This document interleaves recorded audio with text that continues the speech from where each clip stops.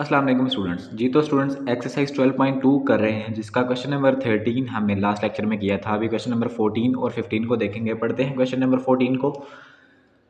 The three children Haris, Maham and Minal Minal ठीक है, made the following scores in a game conducted by a group of teachers in the school.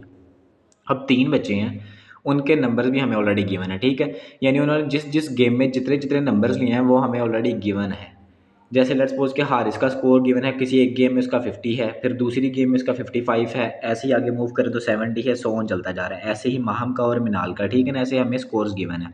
और नीचे क्या बोला है कि it is decided that the candidate who gets the highest average score will be awarded ₹1000, यानी जिसका average score सबसे ज़्यादा होगा उसको 1000 रुपये मिलेंगे। ठीक है ना। Who will get the awarded amount, अब वो पूछ रहे हैं कि किसका ज़्यादा, किसकी ज़्यादा यानी नंबर बन रहे हैं। ठीक है ना, अमाउंट किसकी ज़्यादा बन रही है, एवरेज अमाउंट।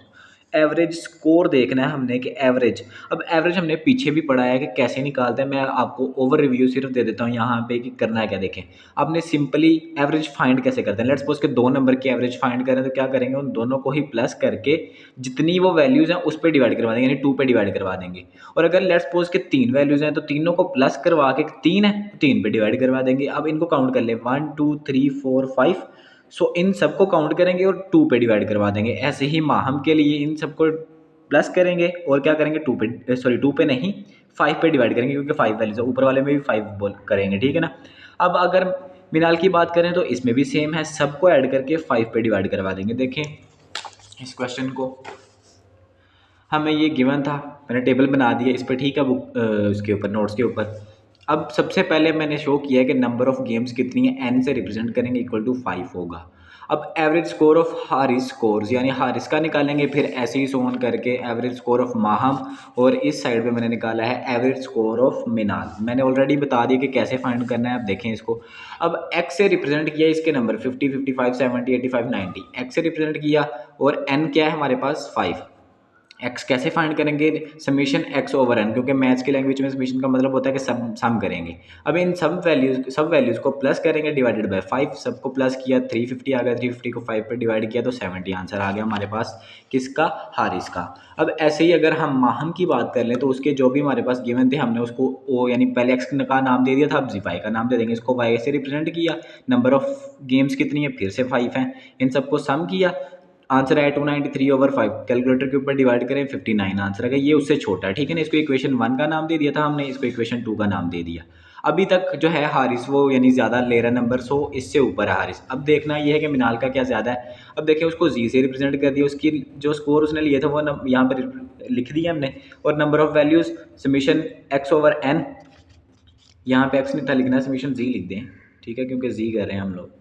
तो क्या आ जाएगा, ये वाली सारी वैल्यूज़ को प्लस करेंगे, डिवाइडेड बाय 5 कर देंगे। इनका सम क्या आया, 313/5 आ गया। इनको डिवाइड करेंगे तो 62।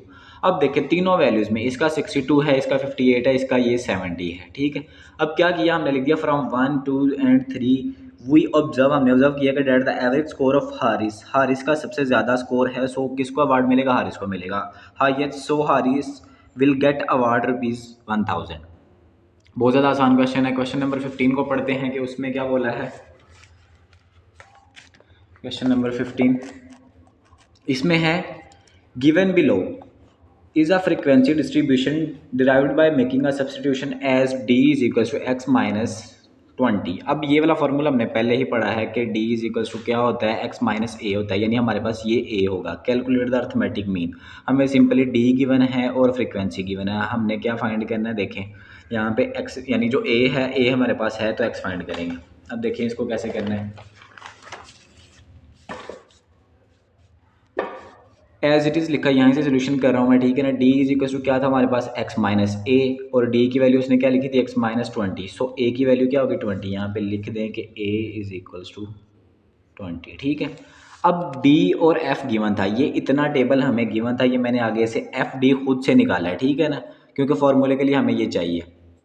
अब देखें क्या करेंगे, डी डी एफ है, डी भी एज इट इज 6 1 6 हो जाएगा। एफ डी फाइंड करना है ना, ये हमने खुद से फाइंड करना है, ये क्वेश्चन में नहीं था, ठीक है ना। डी और एफ गिवन था, 6 1 6, ऐसे 4 को 3 से करेंगे 12, सबको मल्टीप्लाई कर दिया, ये आंसर आ गए।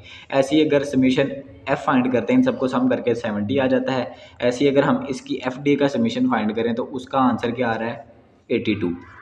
अब देखिए फॉर्मूला क्या है जी इसके लिए, x is equal to a plus summation f d over summation f d का समीशन क्या आया 82 ओवर समीशन एफ का क्या आया 70। ठीक है, इन दोनों को डिवाइड करेंगे तो 1.17 और 20 यहाँ से आ गया हमारे पास, यहाँ से, ठीक है ना 20। अब क्या करेंगे, इनको ऐड करवाएंगे तो क्या आ जाएगा 21.17। तो यहाँ पे हमारा क्वेश्चन नंबर जो है 15 भी वो ख़त्म हो गया। होप सो कि ये समझ में आ गया होगा। अगर किसी बच्चे को नहीं समझ में आया तो वो रिपीट करके सुने, इंशाल्लाह समझ में आ जाएगा। वैसे तो क्वेश्चन इतने ज़्यादा मुश्किल नहीं है, समझ में आ जाने चाहिए। बहुत शुक्रिया, अल्लाह हाफिज़।